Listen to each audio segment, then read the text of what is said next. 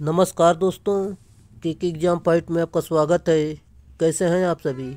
उम्मीद है आप सभी सही होंगे और आपकी यूपीपीसीएल टीजी2 एनपीसीआईएल डीआरडीओ सेल आदि परीक्षाओं की तैयारी अच्छी चल रही होगी।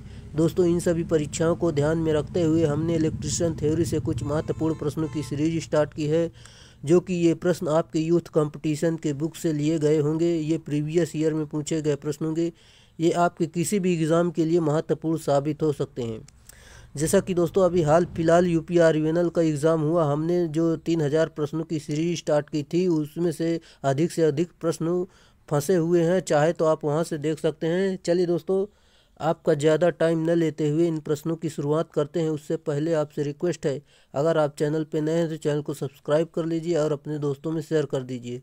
अगर हमारा पढ़ाया हुआ पसंद आ जाता है तो वीडियो को लाइक ज़रूर करना है। चलिए, जैसा कि आज का हमारा जो टॉपिक है बेसिक इलेक्ट्रॉनिक्स, इससे हम कुछ प्रश्नों को हल करेंगे। जैसे कि इसमें देख सकते हैं आप, जब डायोड अग्र अभिनत होता है तो उसमें उत्पन्न आंतरिक व्यवरोध वोल्टेज यानी बैरियर वोल्टेज सिलिकॉन के लिए दोस्तों 0.7 वोल्ट और जर्मेनियम के लिए 0.3 वोल्ट होता है। जैसे कि ऑप्शन नंबर ए सही उत्तर होगा। चलिए, जैसे कि देख सकते हैं यहाँ पर हम एक बार और आपको बता देते हैं कि ताकि आपको रट जाइए। अगर अभिनत होने पर सिलिकॉन पर बैरियर वोल्टेज 0.7 वोल्ट तथा जर्मेनियम पर 0.3 वोल्ट होता है। बैरियर वोल्टेज सप्लाई वोल्टेज का विरोध करता है। अगला, जैसे कि दोस्तों हम अगले प्रश्न जाने से पहले थोड़ी व्याख्या देखते हैं। जैसे कि जर्मेनियम तथा सिलिकॉन अर्धचालक पदार्थ होता है जिसके बाहरी कोश में इलेक्ट्रॉनों की संख्या 4 होती है। अगला प्रश्न आपका दिया गया है, पश्च अभिनत पीएन जंक्शन डायोड में डैश डैश पर जंक्शन से प्रवाहित धारा का मान अचानक बढ़ जाता है। सही उत्तर option number D break down voltage इसका राइट आंसर होगा। जैसा कि दोस्तों reverse breakdown PN junction diode के रिवर्स बायस में रिवर्स वोल्टेज एक निश्चित मान पर धारा तेजी से बढ़ जाने की प्रक्रिया को ब्रेकडाउन कहते हैं। यह वोल्टेज जिस पर यह घटना घटित होती है ब्रेकडाउन वोल्टेज कहलाती है। चलिए दोस्तों, अगला प्रश्न है आपका, जैसा कि डायोड का रिवर्स रिकवरी टाइम एक पैरामीटर है जो निर्धारित करता है। सही उत्तर दोस्तों ऑप्शन नंबर सी, जो कि गति का संचालन इसका राइट आंसर है। चलिए, जैसा कि दोस्तों हम इसकी व्याख्या देखते हैं। यहाँ पर देख सकते हैं, डायोड को जब फॉरवर्ड बायस में रिवर्स बायस में करते हैं तो जो समय लगता है उसे रिकवरी टाइम कहते हैं। डायोड का रिवर्स रिकवरी टाइम वह टाइम होता है जिसके स्टोर्ड अल्पसंख्यक आवेश वाहक को हटाने में लगता है तथा यह डायोड गति का संचालन बढ़ा देता है। नोट में जैसे कि दिया गया, शॉटकी डायोड का रिवर्स रिकवरी टाइम लगभग 0 होता है और इसलिए शॉटकी डायोड की गति का संचालन ज़्यादा होता है। चलिए, उम्मीद है दोस्तों आपको समझ में आ रहा होगा। अगर समझ में आ रहा है तो वीडियो को लाइक कर दीजिए और अपने दोस्तों में शेयर कर दीजिए। इनमें से किसमें जेनर डायोड का उपयोग किया जाता है? सही उत्तर option number D voltage regulator में करते हैं। जैसा कि दोस्तों यहाँ पर जेनर डायोड का सिंबल भी आप देख सकते हैं। चलिए, और इसके कार्य क्या हो सकते हैं हम यहाँ से देख लेते हैं। वोल्टेज रेगुलेटर में जेनर डायोड का उपयोग किया जाता है। जेनर डायोड एक उच्च डोपिंग वाला सिलिकॉन अर्धचालक डायोड है जो विशेष रूप से रिवर्स ब्रेकडाउन क्षेत्र में प्रचालित करने हेतु बनाया जाता है। इसका उपयोग वोल्टेज रेगुलेटर के रूप में किसी इलेक्ट्रॉनिक परिपथ को पूर्व निर्धारित मान की वोल्टेज प्रदान करने के लिए किया जाता है। और इसका डायग्राम यानी सिंबल आप इसका देख सकते हैं और यहाँ से भी सवाल बनते हैं। चलिए, जैसा कि हम अगले प्रश्न पर चलते हैं। आपका अगला प्रश्न यहाँ पर दिया गया है, यहाँ पर देख सकते हैं। जैसे कि चलिए हम पढ़ते हैं। जैसे कि ऊर्जा बैंड सिद्धांत के आधार पर सेमीकंडक्टर्स लगभग डेड डैश बैलेंस बैंड और एक लगभग dead dash connection band dead dash निषिद्ध ऊर्जा अंतर है। चलिए दोस्तों, इसका जो सही उत्तर है आपका, जो कि यहाँ पर देख सकते हैं ऑप्शन नंबर ए आपका राइट आंसर होगा। जैसे कि दोस्तों ऊर्जा बैंड सिद्धांत के आधार पर सेमीकंडक्टर में लगभग एक पूर्ण और बैलेंस बैंड और एक लगभग खाली कंडक्शन और बैंड और एक संकीर्ण ऊर्जा अंतर होता है। ये इसका कुछ आंसर था, जो कि दोस्तों हम यहाँ पर देख लेते हैं, डिस्क्रिप्शन द्वारा अच्छे से समझ लेते हैं, वहाँ पर आपको समझ में नहीं आया होगा।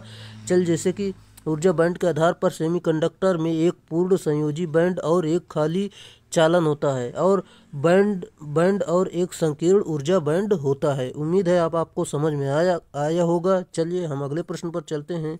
जैसा कि दोस्तों अगले प्रश्न जाने से पहले यहाँ से थोड़ी व्याख्या और देखते हैं। जैसे कि बैलेंस बैंड को पूर्ण संयोजी बैंड इसलिए कहा जाता है क्योंकि इसमें फ्री इलेक्ट्रॉन होते हैं, और चालन बैंड को इसलिए खाली बैंड कहा जाता है क्योंकि इसमें कोई भी इलेक्ट्रॉन नहीं होता है। चलिए अगला प्रश्न है आपका। जैसे कि देख सकते हैं, आपका अगला प्रश्न दिया गया है, निम्नलिखित कारकों में से किसका उपयोग एक अतिरिक्त अर्धचालक की चालन संपत्ति को भिन्न के लिए किया जा सकता है? सही उत्तर ऑप्शन नंबर बी, तापमान इसका राइट आंसर होगा। जैसा कि दोस्तों परम शून्य ताप पर यह कुचालक की तरह व्यवहार करता है और इसका प्रतिरोध ताप गुणांक ऋणात्मक होता है। अगला प्रश्न आपका दिया गया है। जैसे कि देख सकते हैं, एन प्रकार के सेमीकंडक्टर बनाने के लिए निम्नलिखित में से किस घटक का उपयोग किया जाता है? सही उत्तर यहाँ पर देख सकते हैं। चलिए जैसे कि दोस्तों देख सकते हैं, जैसे कि यहाँ पर आपका जो हो जाएगा, यहाँ पर पैरावैलेंट अशुद्धता, और यहाँ पर देख सकते हैं इंटरेस्टिंग सेमीकंडक्टर, ये आपका option number C right answer हो जाएगा। चलिए इसकी व्याख्या से देखते हैं ताकि आपको अच्छे से क्लियर हो जाए। जो कि जब एक शुद्ध अर्धचालक में पंच संयोजी तत्व की अशुद्धि मिलाई जाती है तो एन प्रकार का अर्धचालक बनता है, और जैसा कि पेंटावैलेंट अशुद्धता में आर्सेनिक अथवा एंटीमनी प्रयोग करते हैं। जैसे कि इन प्रकार के अर्धचालक मिश्रित अशुद्धित दाता अशुद्धि कहलाती है।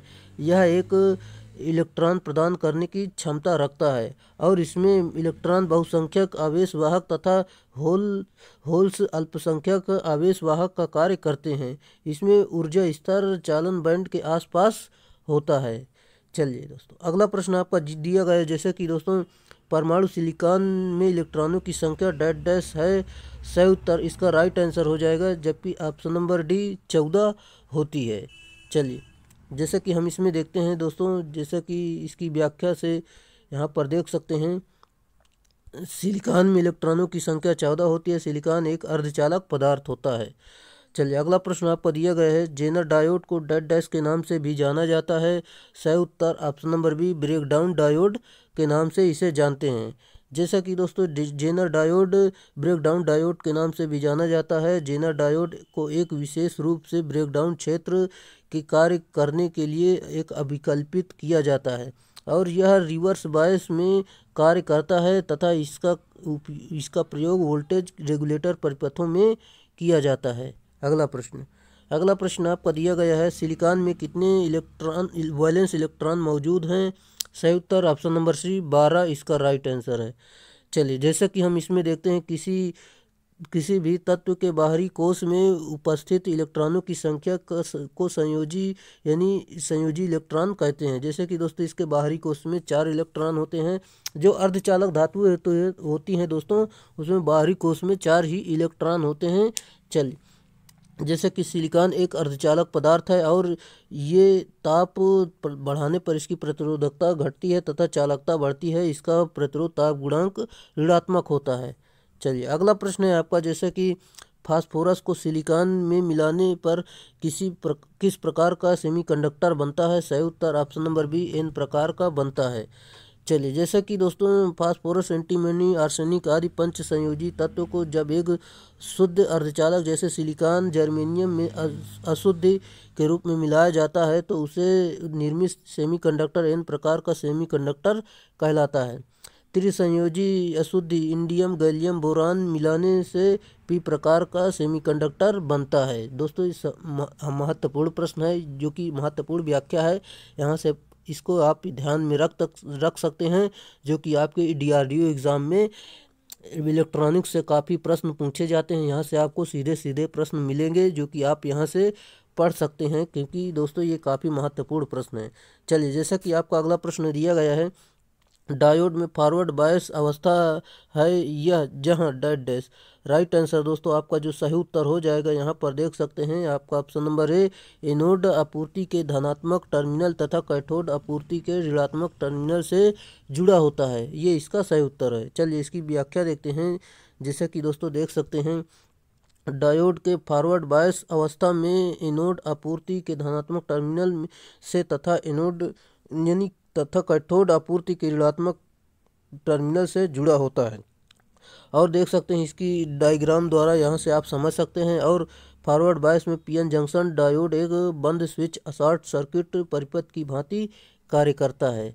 अगला प्रश्न आपका जैसे कि दिया गया है, एक एलईडी के लिए धारा की आवश्यकता होती है। सही उत्तर ऑप्शन नंबर सी, जो कि 3 और 35 मिली एम्पियर के मध्य आवश्यकता होती है। चलिए जैसे कि दोस्तों इसका सिंबल भी आप देख सकते हैं, यहाँ से भी प्रश्न बनता है।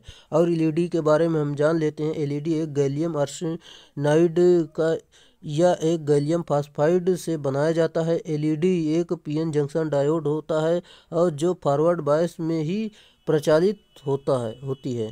अगला प्रश्न आपका दिया गया है, जैसे कि एक पी प्रकार के एन प्रकार के पदार्थ के बीच संगम बनाने पर निम्न में से क्या क्रिया होती है। सही उत्तर ऑप्शन नंबर ए, दिष्टकारी इसका राइट आंसर होगा। जैसा कि हम इसमें देखते हैं, एक पी प्रकार के एन प्रकार के पदार्थ के बीच संगम बनाने पर दिष्टकारी क्रिया होती है। एसी को डीसी में परिवर्तन करने की क्रिया रेक्टिफिकेशन कहलाती है। एसी को डीसी में बदलने वाली इलेक्ट्रॉनिक रेक्टिफायर कहलाती है। अगला प्रश्न आपका दिया गया है, जैसे कि जब एक अर्धचालक को गर्म किया जाता है तो इसकी चालकता। राइट आंसर दोस्तों ऑप्शन नंबर ए, बढ़ती है।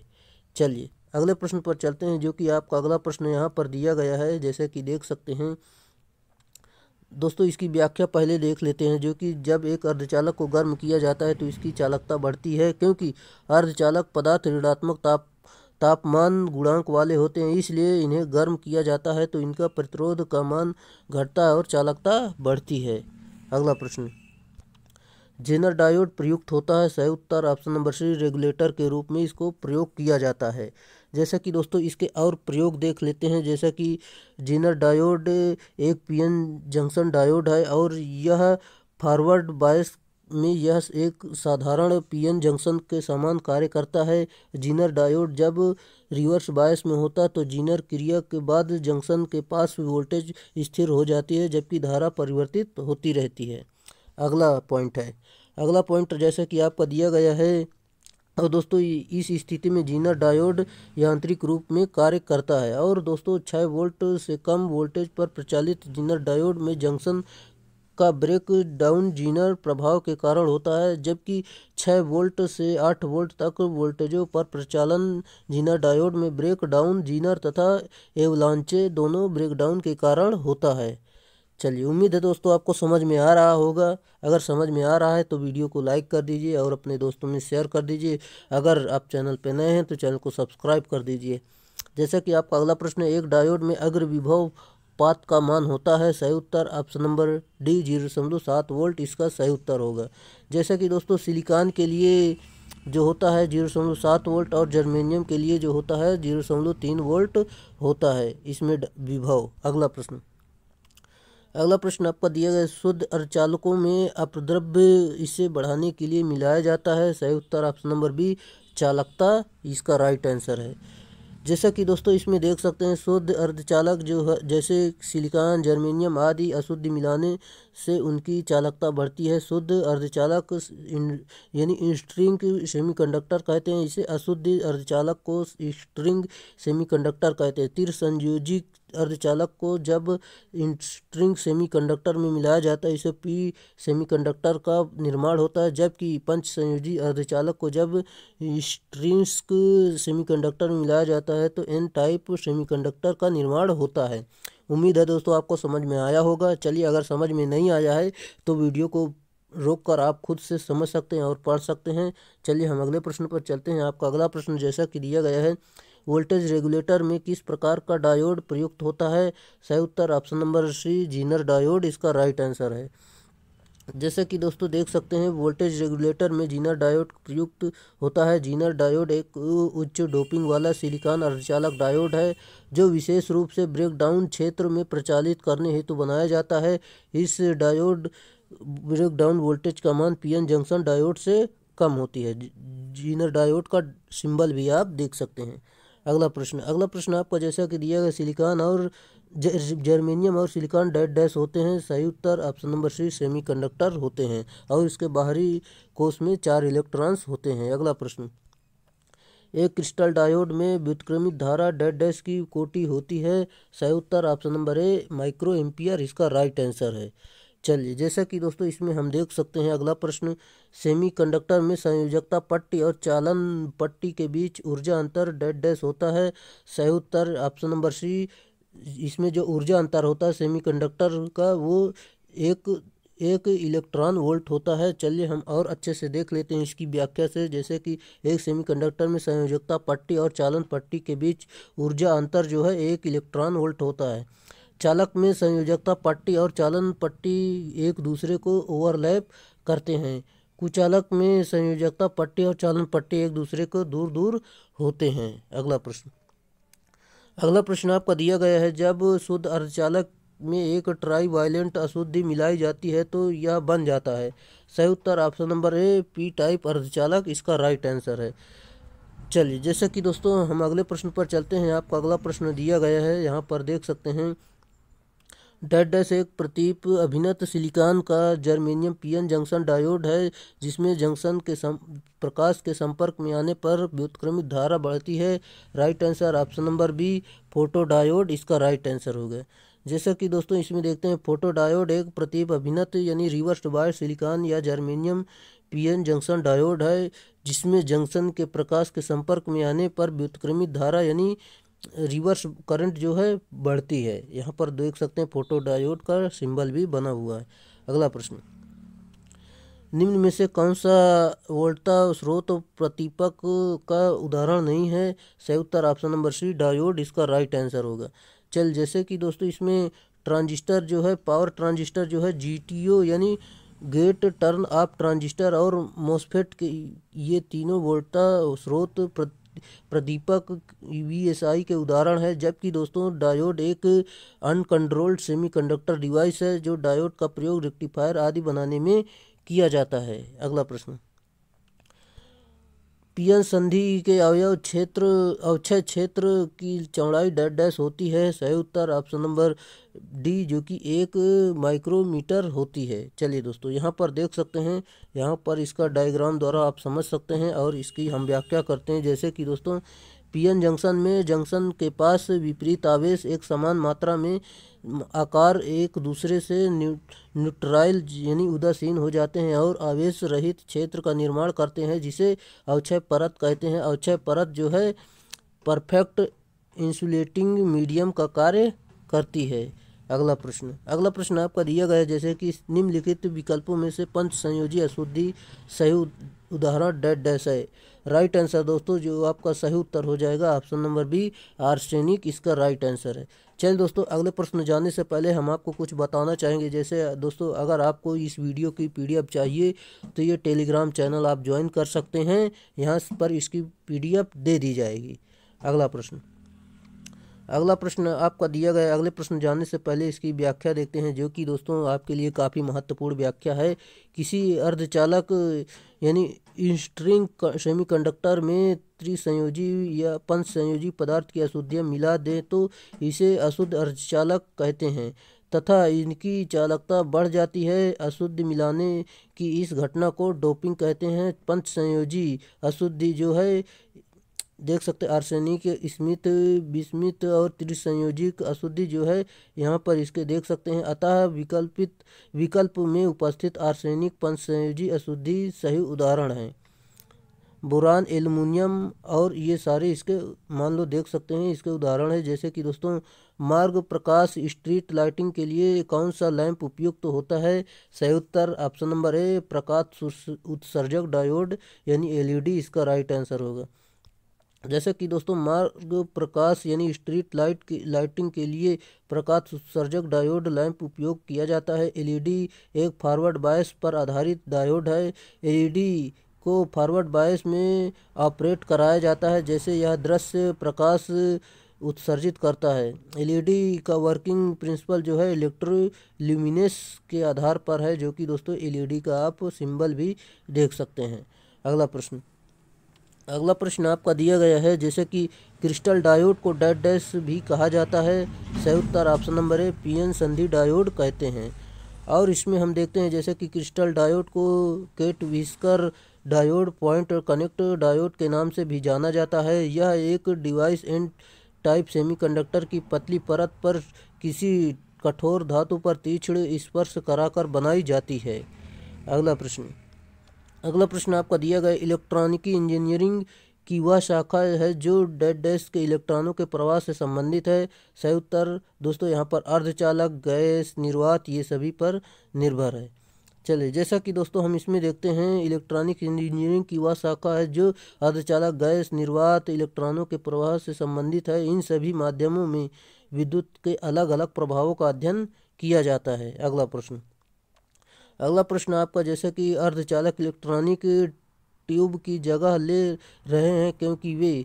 सही उत्तर आपका जो राइट आंसर हो जाएगा दोस्तों, ये हल्के भार वाले और लघु आकार के और लंबी कालावधि व ज़्यादा मजबूत हैं। ये इसके सही उत्तर हो जाएंगे, ये सभी राइट आंसर है। अगला प्रश्न आपका जैसे कि दिया गया है, यहाँ पर देख सकते हैं, यहाँ पर इसकी व्याख्या देखते हैं। जैसे कि अर्धचालक इलेक्ट्रॉनिक ट्यूब के स्थान पर प्रयोग किए जा रहे हैं क्योंकि दोस्तों ये भार में हल्के, छोटे आकार के तथा इसका जीवन काल लंबा, ज़्यादा टिकाऊ होते हैं। इसे किसी भी छोटे परिपथ में आसानी से संयोजित किया जा सकता है। अगला प्रश्न, दाता प्रकार की अशुद्धि कौन सी है? सही उत्तर ऑप्शन नंबर ए फास्फोरस इसका राइट आंसर है। चलिए, जैसा कि दोस्तों फास्फोरस, आर्सेनिक तथा एंटीमनी सभी दाता प्रकार की अशुद्धि होती हैं। इन प्रकार के अर्धचालक में मिश्रित अशुद्धि दाता अशुद्धि कहलाती है।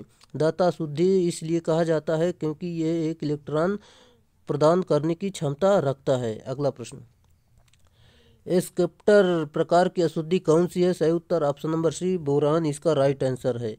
जैसा कि दोस्तों देख सकते हैं, जब एक अर्धचालक त्रिसंयोजी अशुद्धि जैसे बोरान, इंडियम, गैलियम इत्यादि मिलाई जाती है तो यह एक पी प्रकार का अर्धचालक बनता है और अशुद्धि मिलाने पर एक इलेक्ट्रॉन की कमी उत्पन्न हो जाती है जिसे होल्स कहा जाता है। अतः यह हमेशा एक इलेक्ट्रॉन लेने की क्षमता रखता है, जिस कारण इसे ग्राही यानी एक्सेप्टर के नाम से भी जानते हैं। अगला प्रश्न आपका दिया गया है, परम शून्य ताप यानी एब्सोल्यूट जीरो पर अर्धचालक एक आदर्श डेड डैश के रूप में व्यवहार करता है। सही उत्तर ऑप्शन नंबर बी विद्युत रोधी इसका राइट आंसर है। जैसे कि दोस्तों परम शून्य ताप पर अर्धचालक एक कुचालक की भांति व्यवहार करता है। इस व्यवस्था में इलेक्ट्रॉनों की संख्या होल्स की संख्या के बराबर होती है।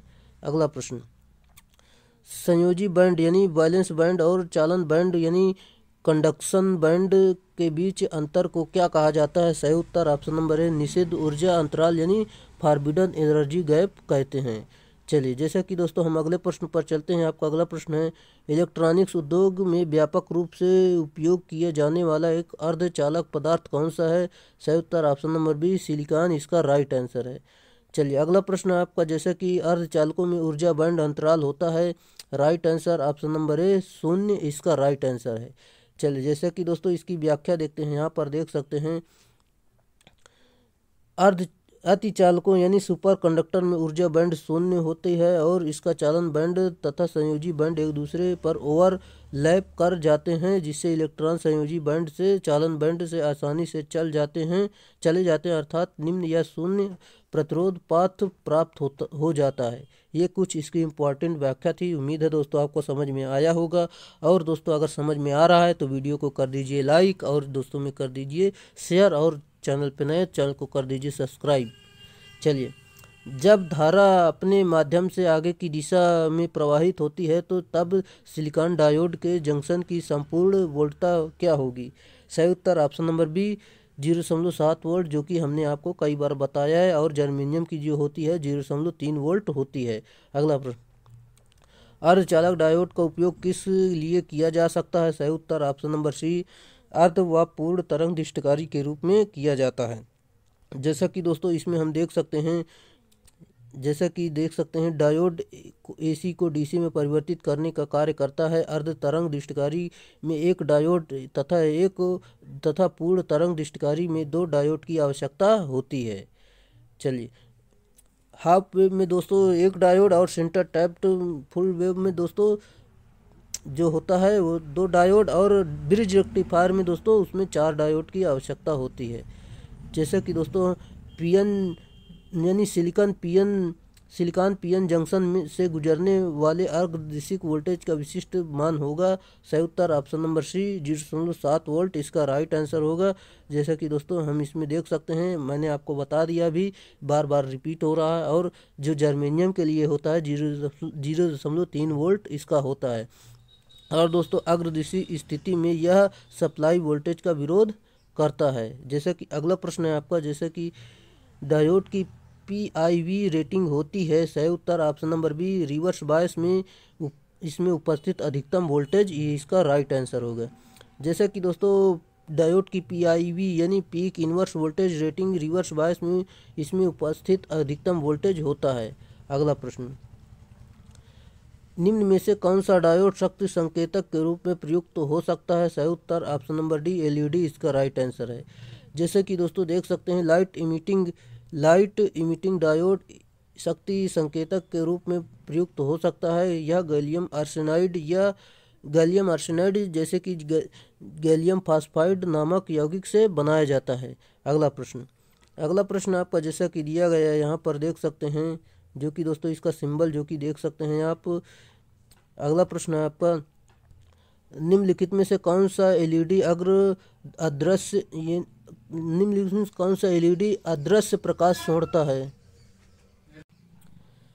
ऑप्शन नंबर डी जो कि इंफ्रारेड एलईडी इसका राइट आंसर है। जैसा कि दोस्तों इसका जो है इसकी जो तरंग दैर्ध्य होती है इसकी जो 7600 एंगस्ट्रॉम से अधिक होती है।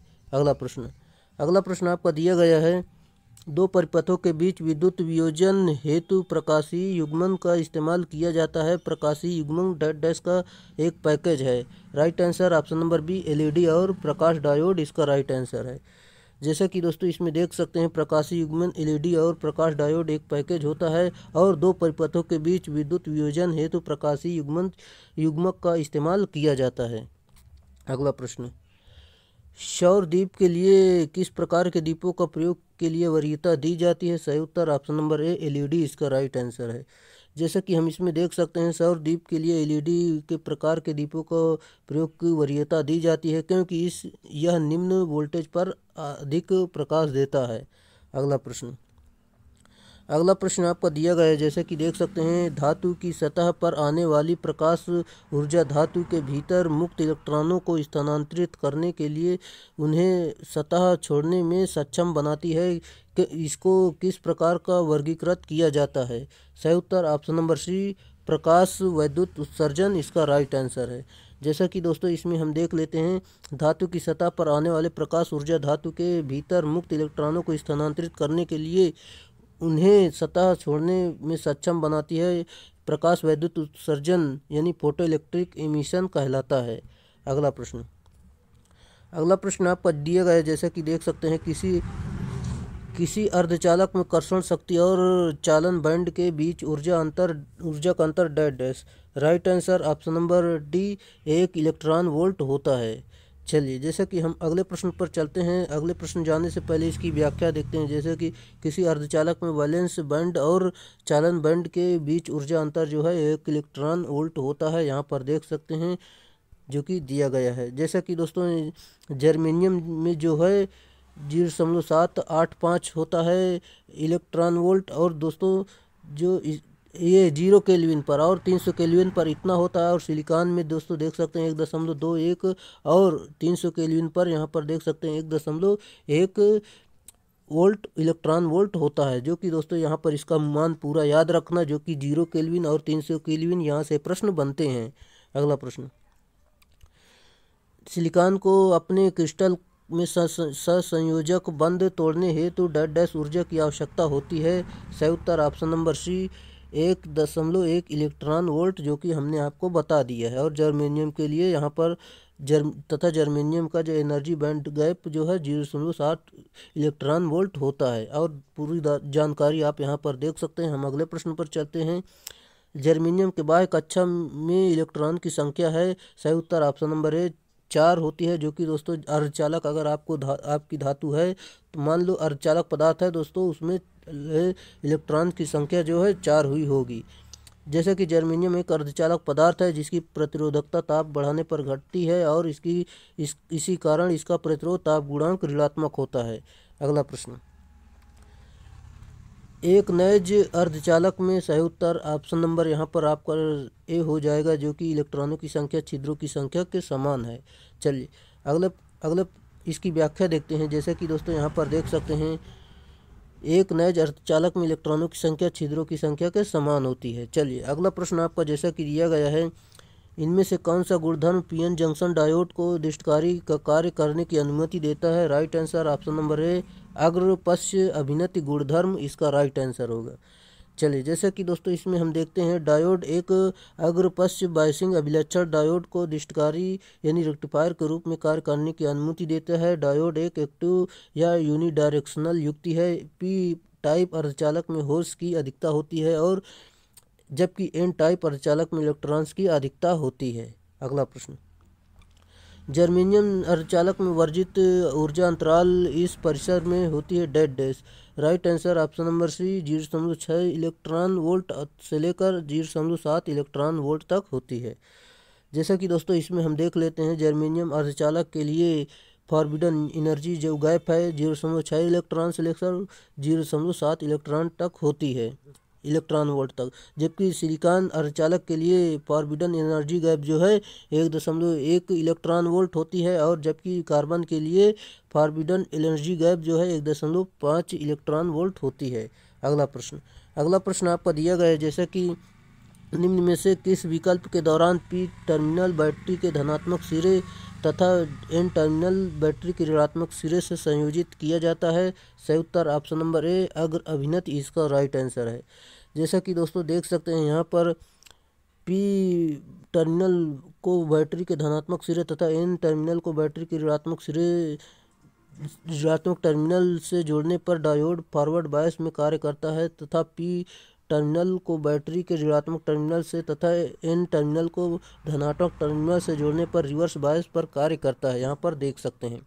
चल दोस्तों, आज के इतने ही प्रश्न थे जो कि हमने कंप्लीट किए दोस्तों। अभी इसके 2-3 पार्ट और बनेंगे, जो कि दोस्तों इसमें लगभग 200 प्रश्न हैं।